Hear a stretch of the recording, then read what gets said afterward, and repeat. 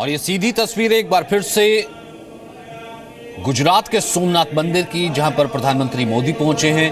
पूजा अर्चना इस वक्त कर रहे हैं पूरे मंत्रोच्चार के साथ, विधि विधान के साथ सोमनाथ मंदिर में प्रधानमंत्री पूजा अर्चना कर रहे हैं।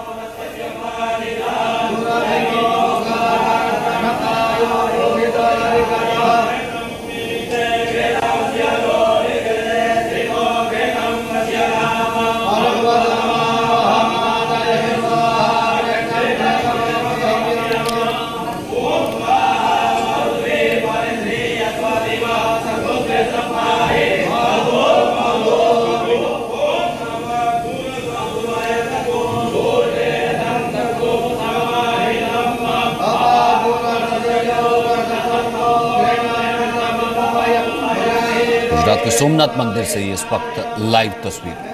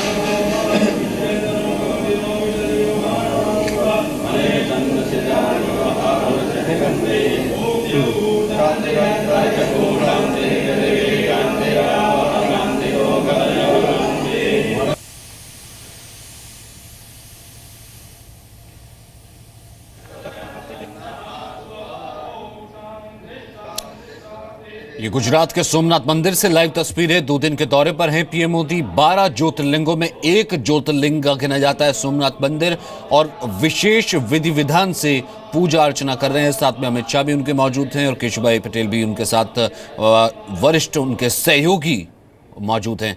पहले उन्होंने अभिषेक किया, और वहीं दूसरी खबर, उन्हीं की अपनी कॉन्स्टिट्यूएंसी यानी कि संसदीय क्षेत्र काशी में, वाराणसी में आज वोटिंग जारी है, मतदान चल रहा है, जहां पर 3 दिन तक मैसिव कैंपेन करने के बाद, चुनाव प्रचार करने के बाद वो अपने होम स्टेट, गृह राज्य गुजरात पहुंचे हैं। हालांकि ऑफिशियल विजिट पर हैं। कल उन्होंने केबल ब्रिज का उद्घाटन किया था, भरूच कृषि यूनिवर्सिटी भी वो गए थे, और उसके बाद आज ये सुबह वक्त उन्होंने निकाला सोमनाथ मंदिर। न केवल वो सोमनाथ मंदिर गए हैं, बल्कि तमाम विधि विधान से पूजा अर्चना में भाग ले रहे हैं।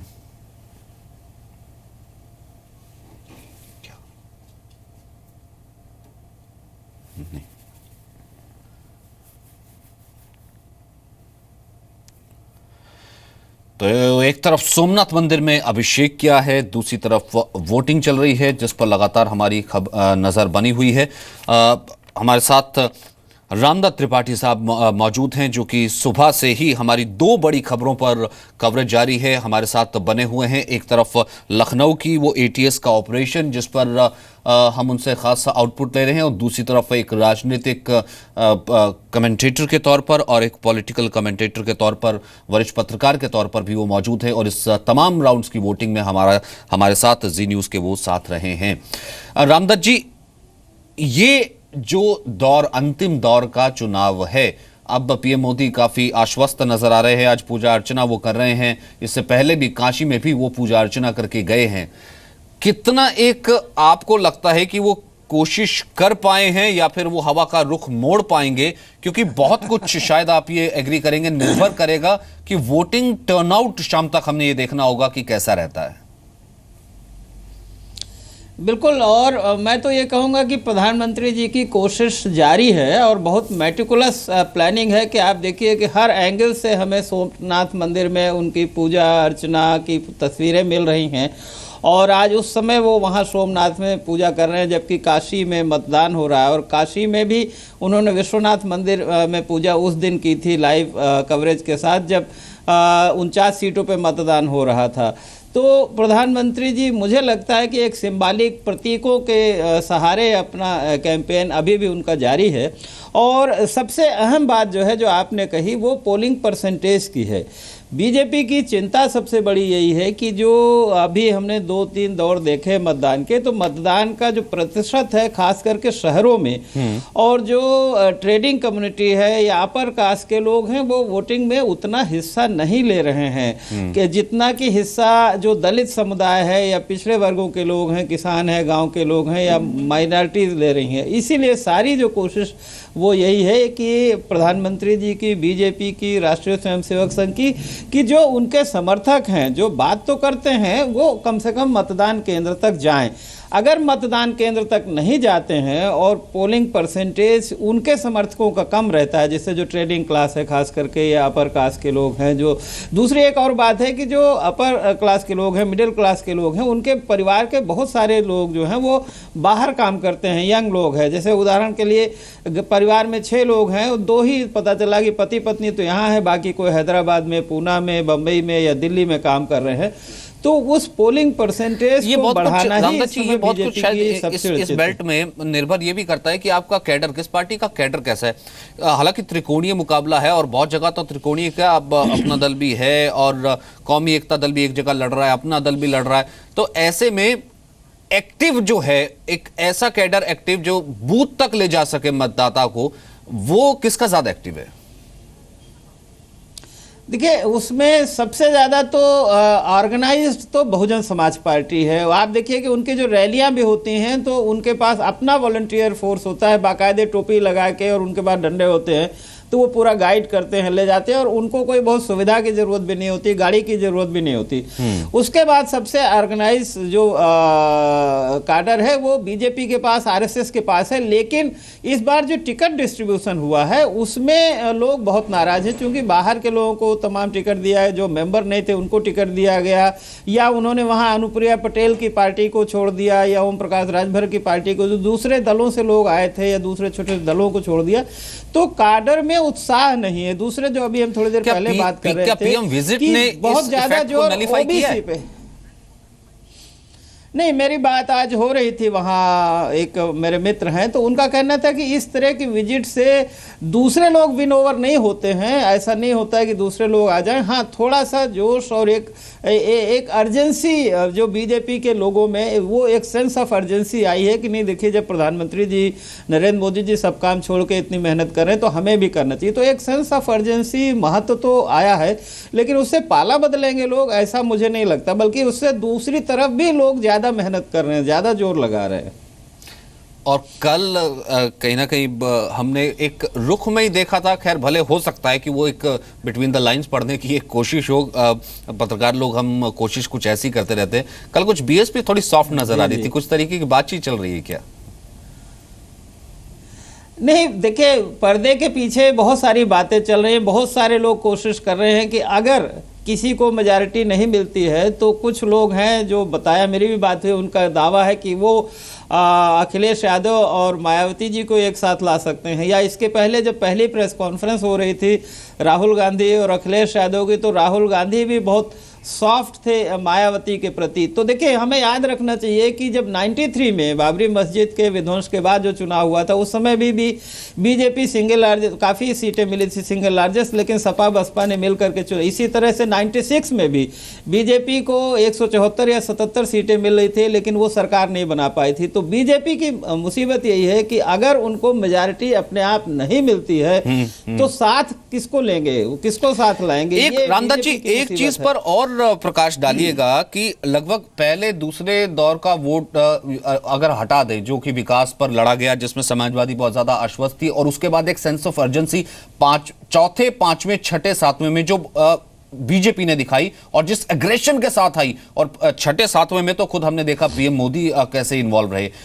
वहीं इसके बनिस्बत बिल्कुल उलट बीएसपी रैलियां करती रही। जब पीएम मौजूद थे तब भी बीएसपी की रैली थी, लेकिन मीडिया, जाहिर सी बात है, कवरेज बीजेपी को ज्यादा मिल रही थी। खुद पीएम मौजूद थे तो वहां ज्यादा कवरेज जारी थी, और बीएसपी इस चीज को लगातार जानते हुए अपनी कवरेज पर जारी थी कि उससे जैसे इस चीज का कोई फर्क नहीं पड़ता। और बार बार बीएसपी इस चीज का जिक्र कर रही थी कि नहीं, हमें तो मेजोरिटी मिल चुकी है, हमें इस बात का फर्क ही नहीं है। ये एक चेंज, इसे कैसे रीड किया जाए? नहीं, देखिए, ये तो मायावती जी का ओवर कॉन्फिडेंस है या पब्लिक पोस्चरिंग है, क्योंकि बीएसपी की समस्या यही है कि देखिए, जब चुनाव सपा बनाम बसपा होता था तो जो लोग सपा से नाराज हुए वो बसपा में चले जाए, या बसपा से नाराज हुए सपा में चले जाए। इस बार जो बहुजन समाज पार्टी का जो प्रॉब्लम यही है कि जो मुलायम सिंह या सपा से, मान लीजिए एंटी इनकम्बेंसी से जो नाराज लोग हैं भी, तो अपर कास्ट या दूसरे लोग वो बसपा में नहीं जा रहे हैं। और एक बात और है कि बसपा ने अभी भी जो आरक्षण पे काफ़ी जोर दिया इस कैंपेन पे और प्रमोशन में रिजर्वेशन, तो ऐसे लोग भाजपा की तरफ मुड़े हैं। तो इसलिए मायावती की कोशिश इस बार ज़्यादा है कि वो माइनॉरिटीज़ को लुभाएं। उनका गणित ये है कि दलित और मुस्लिम मिल करके वे, और बाकी जो उनके कैंडिडेट उन्होंने तमाम खड़े किए हैं, 66 ब्राह्मण खड़े किए हैं, तो उन सबको मिला के उनका गणित है कि वो हो जाए। लेकिन आमतौर पे देखा यह गया है कि जो माइनॉरिटी कम्युनिटी में उनके प्रति थोड़ा ट्रस्ट में कमी है, क्योंकि पहले वो बीजेपी के साथ सरकार बना चुकी हैं, और आउट ऑफ वे जाके, जैसे मुलायम सिंह बार बार याद दिलाते हैं कि हमने गोली चलवाई अयोध्या में, ऐसा कोई अलग से आउट ऑफ वे जाके मायावती ने नहीं किया। तो अब उनका गणित यही है कि अगर उनको सबसे ज्यादा, उनका उनको ये लगता सबसे है ज्यादा कि क्या था कि मेरा जो हार्डकोर वोट है वो किसी दूसरी जगह शिफ्ट ना हो या फिर मुस्लिम वोट ना बटे।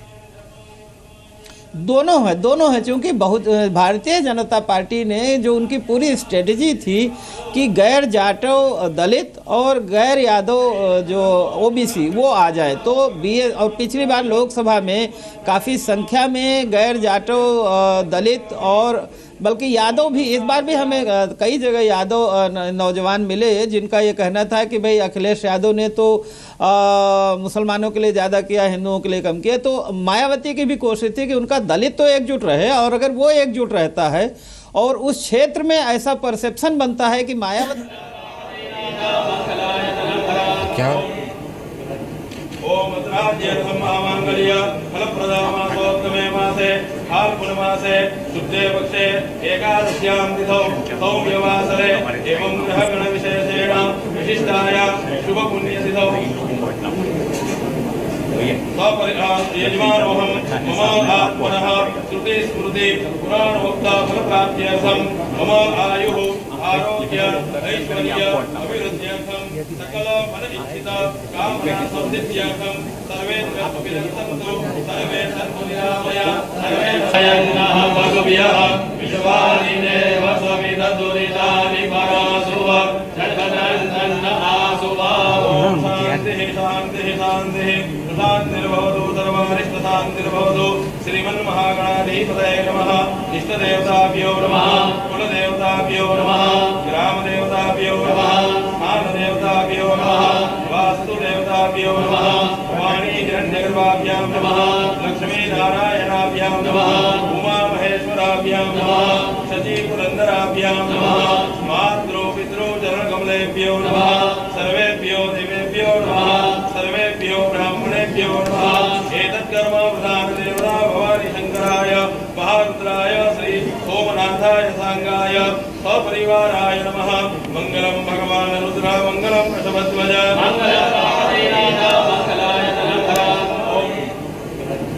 ओम राज्य महामांगल्य फलप्रदा मासोत्तमे मासे फाल्गुनमासे शुद्धे पक्षे एकादश्यां तिथौ सौम्यवासरे एवं ग्रहगण विशेषेण विशिष्टाया शुभ पुण्यतिथौ यजमानोऽहं मम आत्मनः श्रुति स्मृति पुराणोक्ता फलप्राप्त्यर्थं मम आयु